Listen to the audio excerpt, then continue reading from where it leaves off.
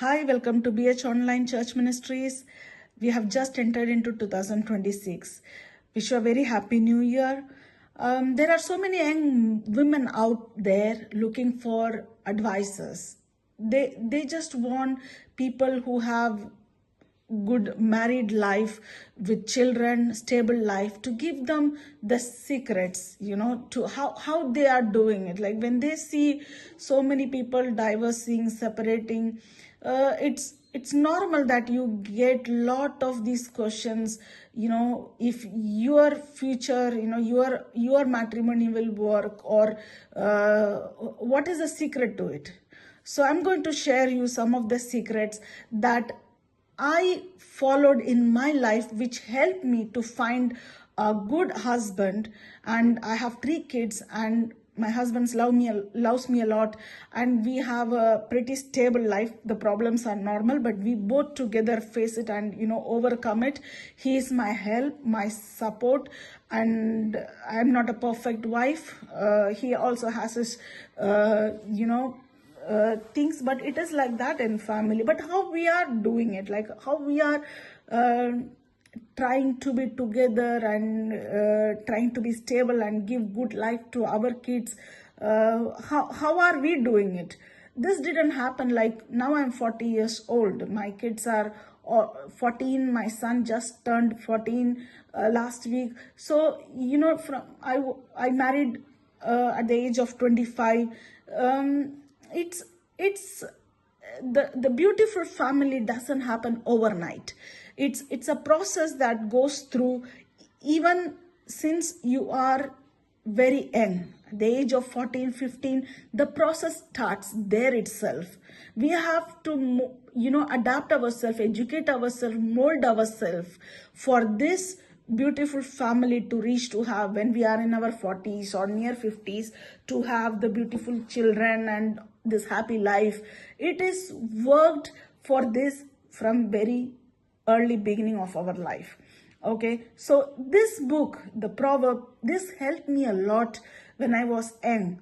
And in our church there were many other a kid of my age, girls, boys. I don't know if they really read this book, they gave attention to it, but I used to read it at home in my private, like only me and the book, the Proverbs, and reading. And it helped me so much to understand the Bible and to make myself a woman, good woman. I have, of course, tons of errors and I'm not perfect, but still, this helps a lot, these books. I just want to share with you what this book teaches, so that you can also apply in your life. You can also have that wisdom and to shape yourself so that you can be worthy also in the eyes of God, as a good woman, as a good person, also to have a good man to look you as a good possible wife for them. So what are the things that Bible teaches in this book? Basically, the Bible teaches to the men, okay, what you should look in a woman and what are the red flags. What you see, then just run away from it. So if you read this, you will come to know what are the, sometimes we don't know if we speak nicely with sweet words, that is a good thing or a bad thing. What Bible says, let's see what Bible says, and what are the things, the doubts that you have, Bible will clarify the doubts and will give you more light into it. So this is what we are going to see in Proverbs. What are the things that Bible, the Proverbs, that it has for men and women. Okay, in the starting itself, second verse, it says, chapter 1, second verse, to know wisdom and instruction. This is basically, this book is for wisdom and instruction, how to live the life with the words of understanding. Okay, and now it says in 8th verse, my son, hear the instruction of thy father, and forsake not the law of thy mother. For they shall be an ornament of grace unto thy head, and chains about thy neck. It says, listen to your mom and listen to your dad. Basically, this is what it is saying, and it will be like an ornament for you. It will be a good thing. Listen to your dad and listen to your mom. If you have good parents, listen to them. If you don't have good parents, then listen to the Bible, okay? Basically, God is your father and also he is your mother. So if you're in this world, if you have good mother and father, listen to them also, but listen to the godly father, and he's our mother also. So listen to him, what he has to say for us.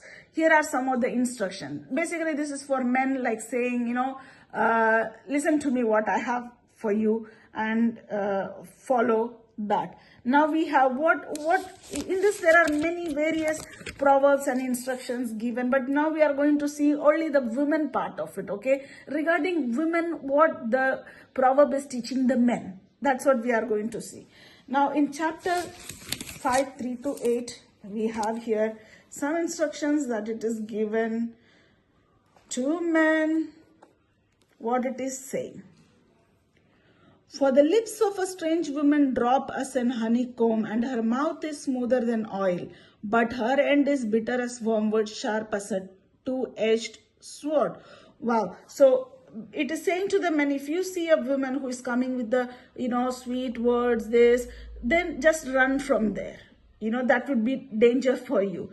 The same, don't go near a man with very sweet word to, deceive him. That is not good. Bible doesn't see that as a good thing.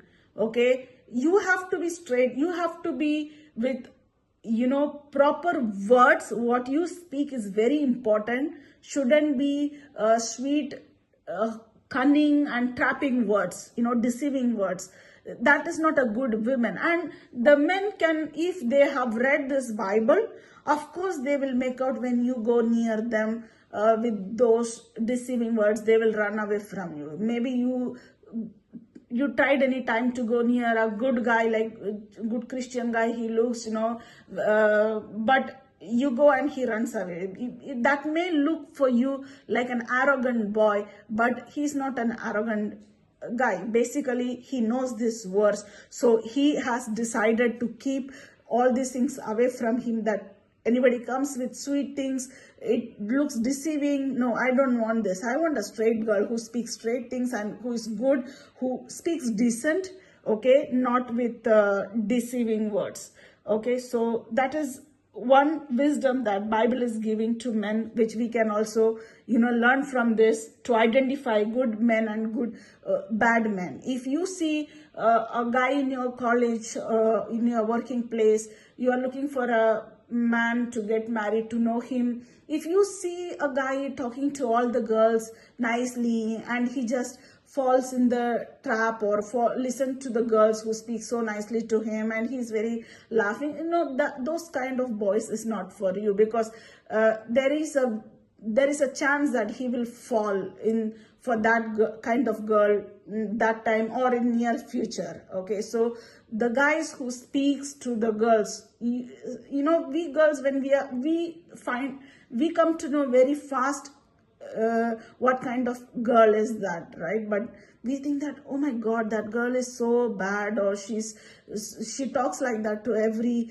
guy, and but now she's talking to him, he is giving too much importance, he doesn't know what he's into, maybe I should go and help him. No, that you are never going to help that kind of guy, because he doesn't have wisdom to know. If he has wisdom to identify that kind of girls, he will not talk to those kind of girls, and you will know that this guy is good because he doesn't talk too much with this, inside bracket bad girls who just talk around with guys, sweet words, just hanging around with them. This kind of guys, if he's wise, he will not go behind those girls. So that way you also know who are good guys and bad guys. This is very important to observe in guys, so that you can make the first selection for you, because we don't know. The best thing is to pray,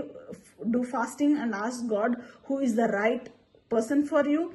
And if you have doubt, maybe this guy or not, there are some things that you can look into a guy and decide if that is good or not. And to know good or not, Bible gives you this light, wisdom, Bible says, if it is like this, run from there. That is not for you.